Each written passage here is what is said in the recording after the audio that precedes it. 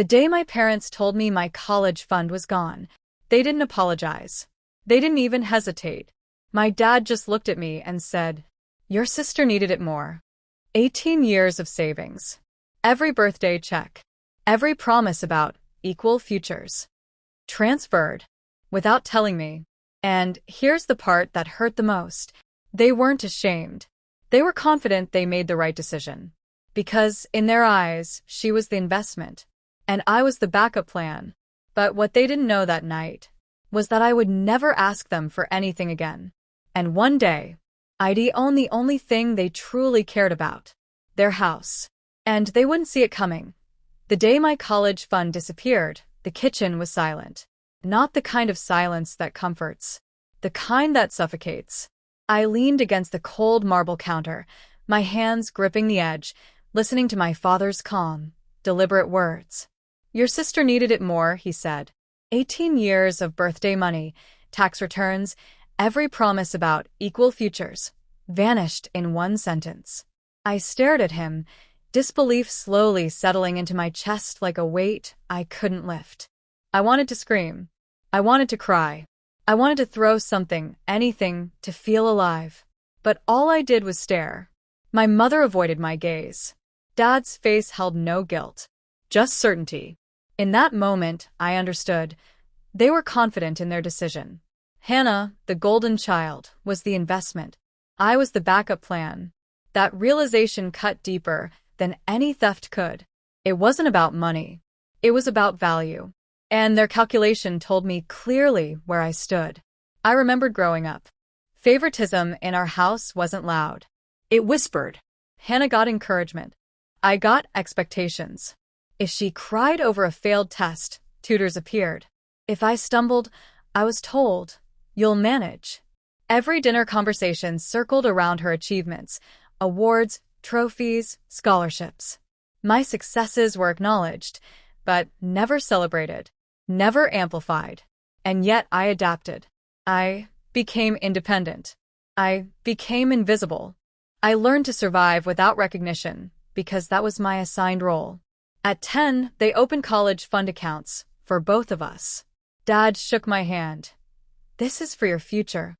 Both of us. Equal." That phrase replayed in my mind the night I learned it had all gone to Hannah. All of it. Every deposit, every birthday check, every contribution meant for me. Quietly transferred. Without a word. The fairness I believed in didn't exist. I didn't cry that night. I didn't shout. I didn't slam doors. I opened my laptop and ran the numbers. Student loans, tuition fees, interest rates, budget plans. Every calculation became a weapon. Every figure a reminder. I would survive without their support. And in that clarity, something shifted inside me. I realized I could no longer wait to be chosen. I had to choose myself. Walking past Hannah's room that night, I saw her posters, her awards, her smiling photographs frozen in time. She had no idea what had happened. She never would. But every image became fuel. Every memory of being overlooked whispered, "You're capable, even if no one believes it." I didn't resent her. I resented the system that made my value optional. And from that resentment, clarity was born. I understood that my future was mine to build, and their favoritism would no longer dictate the terms. By senior year, I was working multiple jobs to cover tuition. The student loans felt like chains, but I refused to be broken. Every sleepless night, every extra shift, every small success became a brick in the foundation of my independence. I learned to be strategic, patient, and disciplined. I didn't just survive. I built the tools for my future. I didn't yet know how the revenge would unfold, but I knew it would be measured, precise, and complete. The nights I spent at the cafe, serving drinks to strangers, tutoring freshmen, or coding freelance software were lonely but purposeful. I learned that resilience wasn't just a trait, it was a strategy. Every dollar I earned, every skill I honed, every opportunity one seized, was a step closer to a future where I controlled the outcome. A future where I would never again rely on the judgment of someone who undervalued me. By the time I graduated, I wasn't just surviving. I was preparing for something bigger. The foundation of my revenge wasn't anger. It was power. Quiet, calculated, unstoppable power. And the first step began in the shadows of that kitchen, the night my parents made their choice and inadvertently chose the wrong child. College was nothing like I imagined, not the fun, freedom-filled experience most of my peers bragged about. Every day carried a weight I couldn't escape. Every class, every assignment, every late-night exam felt like a reminder that I was paying for my own future and unknowingly building the path for my sister's comfort. I took on 2 part-time jobs immediately. Early mornings at the cafe, where I served coffee to strangers who smiled and chatted about dreams I didn't yet have the luxury to pursue. Evenings were spent in the lab, coding, fixing glitches, creating small software solutions for clients who paid me just enough to keep going. Weekends became tutoring marathons. Freshmen needed help. I provided it. Not for their gratitude, but for the money, the experience, the survival. Some nights, I slept in my car between shifts, staring at the ceiling, thinking about the kitchen conversation, about the words that reshaped my life. Your sister needed it more. Those words haunted me, but they also fueled me. Each payment reminder on my phone wasn't stress, it was motivation. A challenge. A subtle reminder that I was capable of more than they thought. Hannah's Instagram stories were unavoidable. New apartment. New textbooks. White coat ceremonies. Family dinners celebrating her milestones. I didn't envy her. I envied the system she benefited from. The favoritism. The golden child aura. But instead of anger, I felt determination. If life gave me nothing, I would build everything myself. I discovered freelancing during my sophomore year. Small apps, website design, coding projects. At first, it was barely enough to cover textbooks. Slowly, clients increased. Skills sharpened. By the end of college, I was earning more than most of my professors, building a network that would later become invaluable. Each line of code, each problem solved, was a quiet assertion. I would not be left behind. I would not be ignored. Debt was brutal, but it taught discipline. I learned to calculate risks, plan budgets meticulously, and invest every extra dollar wisely. Nights were long. Sleep was short. Coffee was constant. And through it all, I never complained to my parents. They had made their choice. It was time for me to make mine. By the time graduation came, student loans were significant, but I had a plan. Freelance projects were turning into contracts. I had a vision beyond survival. A vision of independence. A vision where I would be in control of my life, finances, and, eventually, my revenge. Not out of malice, but out of necessity. The foundation of my revenge began quietly in those years. Every choice I made, every sacrifice, every opportunity one seized was building leverage. I didn't yet know how it would manifest, but I knew it would. When the time came, I would not need to plead, beg, or justify. I would act from a position of undeniable power. I remember one late night, sitting in my small apartment, the hum of my computer filling the silence. I opened Zillow on a whim. A list of houses appeared. One caught my eye, my parents' house. The white fence. The big porch. The rose garden my mother tended to every Sunday. I paused. It wasn't a plan yet. Just a thought. A seed. A whisper in the mind of someone who had been underestimated for too long. And in that moment I realized, revenge isn't about shouting. It isn't about confrontation. It's about preparation. About being ready.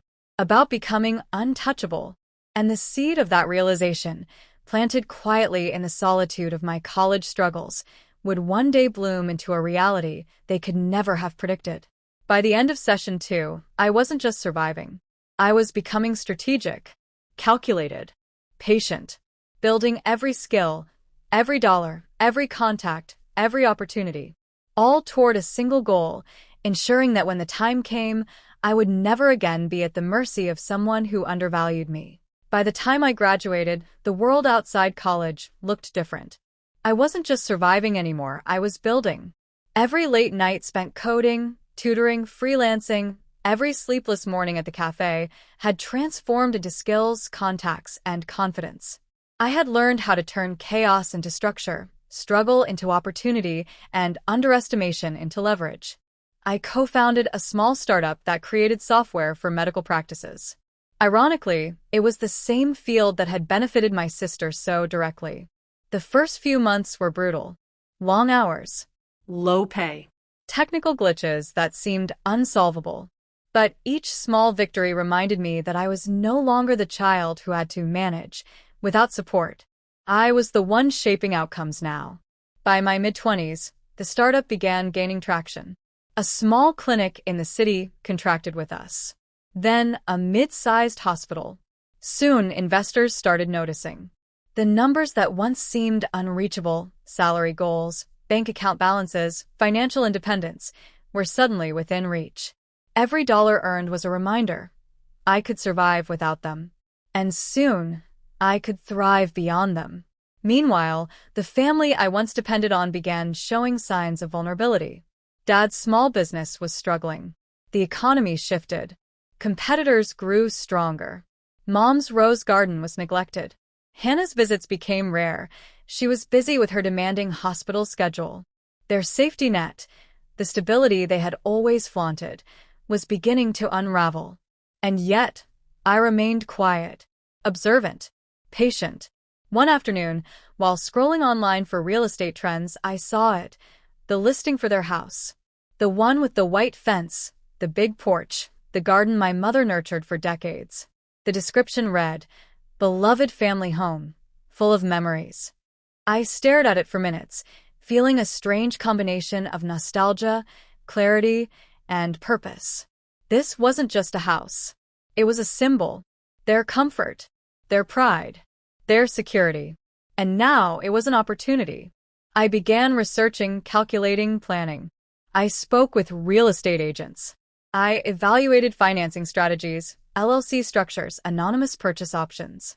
Every detail mattered. Timing, method, and secrecy were essential. This wasn't impulsive.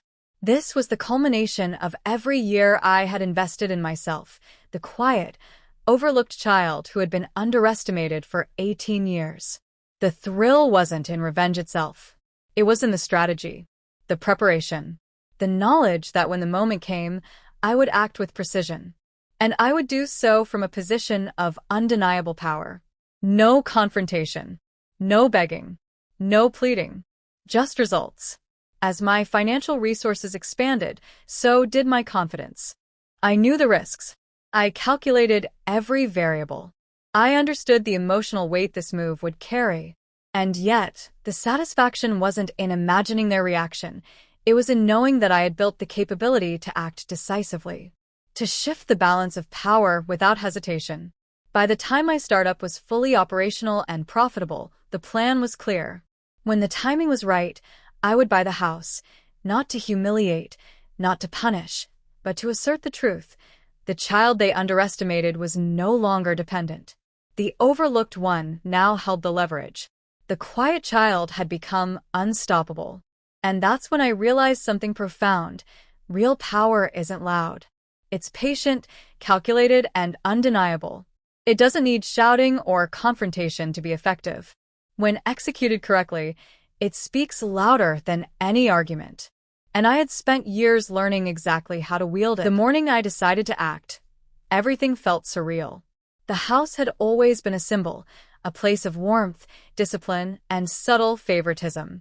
The white fence, the big porch, the rose garden my mother had tended every Sunday, all of it held memories I had carried silently for years. But now, it would become the instrument of a quiet reckoning. I contacted my real estate agent and insisted on a cash offer. No delays. No negotiation dramas. Anonymous LLC. No one could trace it back to me. Everything had to be clean, precise, untraceable. This wasn't about boasting. This was about control, about proving that patience, strategy, and preparation could achieve more than confrontation ever could. The house went under contract within days. The agents didn't know who the buyer was. My parents didn't know. Hannah certainly didn't know. I watched from a distance as they continued their routines, completely unaware of what was coming. The irony was delicious. They had invested everything in her, expecting she would secure the family's stability. Meanwhile, I was about to do the exact same thing on my terms. As the closing day approached, I felt a mixture of anticipation and calm. This was not an emotional outburst. This was a carefully executed plan built over years of quiet struggle, sacrifice, and skill building. I reviewed the documents multiple times, ensuring that every legal detail was flawless. I had thought about this moment for years, calculating every possible reaction. Meanwhile, my parents continued their lives as usual. Dad's business struggled, adding stress lines to his forehead.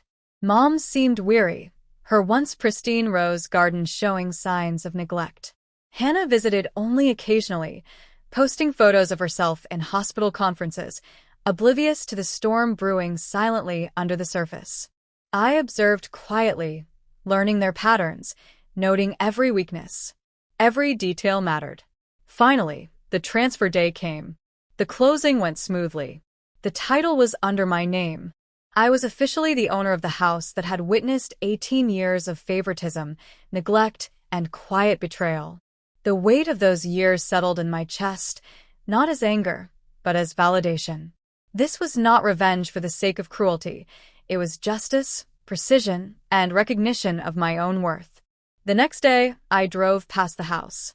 Boxes were stacked outside as Dad and Mom prepared for a move to a smaller property. They were unaware of who had purchased the home. The scene of them packing, weary and oblivious, was surreal. I stood there silently, savoring the quiet moment of equilibrium shifting. Power doesn't need to be loud to be felt. I decided to reveal the truth personally. I handed Dad the folder containing the title deed. He looked at it once, then twice. His face drained of color. Mom gasped. Hannah called soon after, fury evident in her voice. The questions came. How could you? But I answered calmly. No shouting, no theatrics. Just facts. Years of oversight and favoritism had led to this outcome, executed flawlessly. You invested in the wrong child, I said. Not as a threat, but as an observation. The shift was subtle, but complete. They were no longer in control. I was. And yet, there was no malice. I offered them the opportunity to stay, rent-free, within the home they had built, under conditions that were fair, reasonable, and firm. This was my final lesson in patience, strategy, and quiet power. They had underestimated me for 18 years. Now, they had to recognize the child they once dismissed. The house was more than a property. It was proof that preparation, resilience, and intelligence could overturn any perceived imbalance of power. By the end of that week, I realized the deeper truth. Revenge isn't about destruction. It's about timing, strategy, and assertion of worth. They didn't lose their home. They lost the assumption that I would always be dependent. And, in that loss, I found my liberation. After the reveal, the atmosphere in the house was unlike anything I had ever experienced.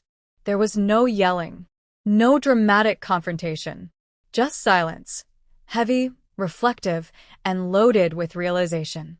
Dad's face had drained of color the moment he saw the title deed. Mom's hands trembled slightly as she reached for the folder. Hannah, on the phone, sounded incredulous, her voice rising and falling with disbelief and anger. I didn't yell. I didn't shout. I didn't gloat. That was never the point. The years of being overlooked had taught me that true power lies in composure, in patience, in quiet precision. I stated the facts calmly. The house was mine. The college fund was gone. The choice they had made years ago had consequences they had underestimated. And now, the roles had reversed. You invested in the wrong child, I said, letting the words hang in the air. They weren't meant to wound. They were meant to clarify, to communicate the truth that had been ignored for 18 years. The house was a tangible symbol of my independence, resilience, and capability. It was a reminder that the child they dismissed as resilient was, in fact, unstoppable when underestimated. After the initial shock wore off, I offered them a choice. They could stay in the house rent-free, under conditions that were fair and reasonable. The message was clear. I wasn't destroying them. I was asserting my worth and creating boundaries. This was revenge without malice. Revenge that taught a lesson and established respect. Over the next few weeks, a strange equilibrium settled into our family dynamics. Dad stopped comparing. Mom stopped defending. Hannah's fury softened over time as she realized that I hadn't acted out of spite. I had acted from preparation, discipline, and foresight. They began to see me not as the backup child, the one they could overlook, but as a force that had quietly built a life independent of their favoritism. One afternoon, while walking through the garden, I reflected on what had transpired. The roses my mother had nurtured for decades now seemed symbolic of patience and growth. I realized that the real victory wasn't in owning the house. It was in reclaiming my narrative.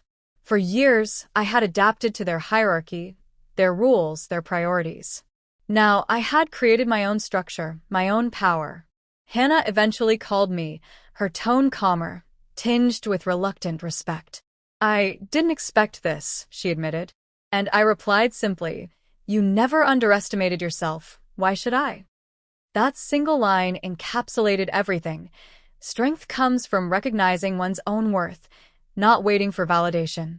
By the end of the year, the house had become a space of quiet reconciliation. We coexisted, not as rivals or victims, but as a family learning a new balance. My parents began to respect the boundaries I set, realizing that independence and self-worth are not given. They are earned. They began acknowledging my achievements without comparison or hierarchy. The final lesson became clear. Revenge is not about destruction. It is about timing, strategy, and asserting one's value. It is about transforming resentment into motivation and neglect into opportunity. I didn't need to shout, argue, or humiliate. I simply prepared, acted, and claimed what was rightfully mine. Standing in the porch one evening, watching the sunset over the garden, I understood that the true victory was personal growth. Ownership of the house was only symbolic. The real achievement was reclaiming my narrative, proving that patience, preparation, and self-belief outweigh favoritism, neglect, and underestimation. And in that quiet reflection, I felt a profound sense of closure. I had not only won a house, I had won respect, independence, and the satisfaction of showing that the quiet child, when underestimated, can become unstoppable.